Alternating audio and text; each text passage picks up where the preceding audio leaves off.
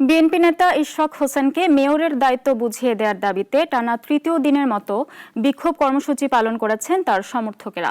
কর্মসূচি থেকে স্থানীয় সরকার মন্ত্রণালয়ের উপদেষ্টা আসিফ মাহমুদ সজীব ভুঁইয়া ও তার সচিব রেজাউল মাকসুদ জাহিদীকে নগর ভবনে অবাঞ্ছিত ঘোষণা করা হয়েছে।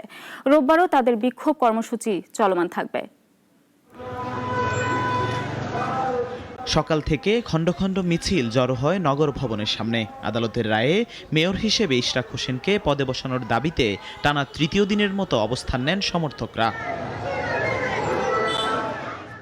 কর্মসূচিতে একাত্মতা জানান দক্ষিণ সিটি কর্পোরেশনের সাধারণ কর্মকর্তা কর্মচারীও। সব গেটে তালাবদ্ধ করে বন্ধ করা হয় কার্যক্রম। নগর ভবনের নিচতলায় অস্থায়ী মঞ্চ গড়ে চলে বিক্ষোভ সমাবেশ। দুপুরে নগর ভবন থেকে প্রেস ক্লাব হাইকোর্ট পেরিয়ে মিছিল সচিবালয়ে প্রবেশ মুখে পৌঁছালে ব্যারিকেড দিয়ে বাধা দেয় পুলিশ। বাধায় পিছু হটে আবার নগর ভবনের সামনেই অবস্থান নেয় মিছিলকারীরা।